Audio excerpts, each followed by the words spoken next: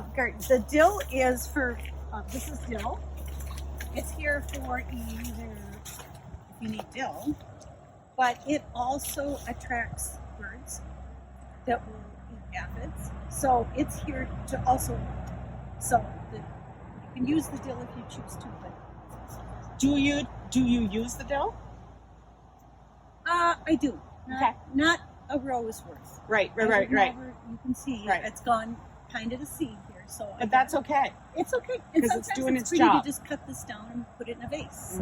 Very nice. Anyway, so one of the great joys of gardening is when you come over here is when you're looking through things and to find a surprise. So I have a surprise over here. So I don't know. One of the surprises, and it was something new to me, was Aurora peppers. So I planted these Aurora peppers. They're purple. And you can tell just how hot this is by the color. It is 20 times the heat of a jalapeno. I didn't realize it was going to be quite that hot. So I use it ornamental. I might dry it. I'm kind of doing, this is one of my new things. I might put in an olive oil and kind of do an infused olive oil with this. I'm trying to decide. So this is a surprise because I took it out and took a bite out of it. And you thought you were I was going... on fire. Now, here's my question. Are they full? When are they full grown? I mean, is this a full grown? This is not a full grown. But maybe that one down there is. This will turn red. Oh. And I believe it gets hotter as it gets bigger. Great. In the full spirit of mistakes, this is broccolini. I'm hoping someone out there who knows broccolini will say to me what I did wrong. Because I think I'm supposed to have stalks of broccoli coming out of here, and I don't. So this was a grand experiment that I devoted quite a bit of space to that I don't think actually works, and I think the leaves are edible. But all of the leaves in my garden are edible, so I don't really care. I'm not eating the leaves. You're not eating the leaves. Well, I think it looks great for a mistake. But it'll be interesting if anybody knows about broccolini. Right. Right into us. We want to know. About surprises in the garden. And I didn't realize I planted full-size pumpkins. So now I have... You have a full-size pumpkin or I two? I have full-size pumpkins. Cool. I forgot those were in there. I thought I only planted the little miniatures. So it's always fun to have a surprise in the garden too. And that looks like marigolds. Mm-hmm. And those are there because? Those also attract birds, which is great. And they, I think I did this right. This is my first year. I think they repel bunnies.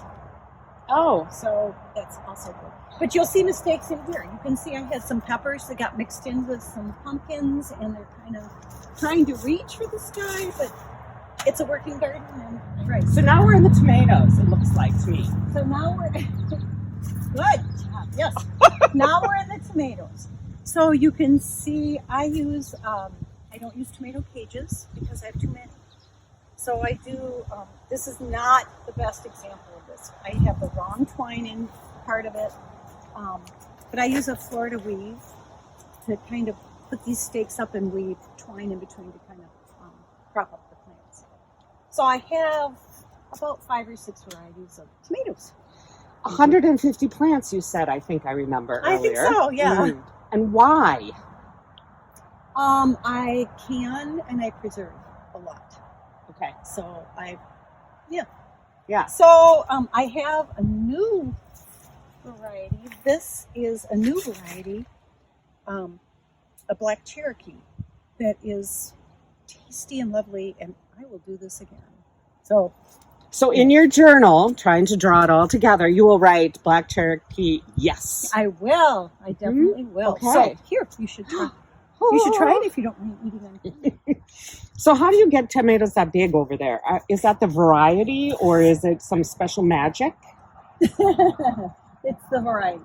Okay. So I have German pinks in here this year, which get too big. I'm not crazy about that. They get a little heavy for the vines. A lot of cherries. Romas I use for salsa. Romas are really good with salsa. And then I have a couple of Cherokee Black in the big tomatoes. So that's my That's my tomatoes, and it's lined with a nasturtium on the other side to keep bunnies away from my tomatoes.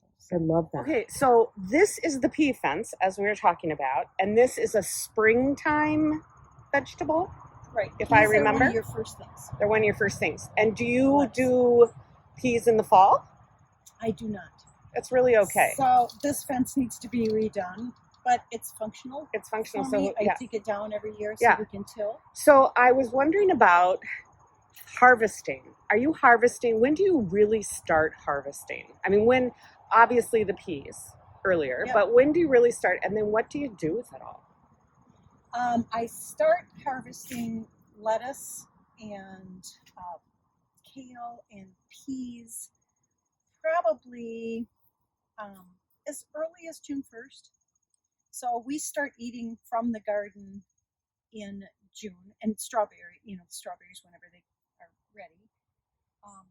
We eat from the garden every day. So I would say between canning and eating fresh, I think I'd say about 250 days of the year, we're eating something out of the garden. And in the summer, we're eating 3 meals out of the garden because we're eating raspberries in the morning, we'll have salad, and then we will roast up some vegetables at night. So it really, that when I say it's a working garden, it feeds me and my husband, and it feeds often my children and their families. Wow. And I give garden produce as Christmas gifts. So that's my gifts. So we can talk about preservation. Yes. If you want as well. That's so cool. So every day, are you now, I mean, we're filming this now in August. Are you doing preservation? Every day. How much time are you putting into that? When tomatoes are ready, tomatoes are ready. Everything else has to stop. So tomatoes, it's probably 2 to 3 to 4 hours between picking and preserving. But again, it's a big garden. I have a lot of. You have 150 tomato plants. So it's going to take some time. Yeah. So when is it all wrapped up? When do you think, I mean, when do you sort of say, okay, we're done now for the year? Getting back to your Tennessee, they never get to stop. Right. Usually squash and potatoes you can get in end of September, 1st of October. And by then it starts to get pretty cold. Things have died down. And then if you're doing a fall till, then you got to pull the plants up. And as you can see, I put this black plastic between my rows. That is, it doesn't degrade, and it's BPA free. And that helps from the weeding standpoint. And that all has to come out when you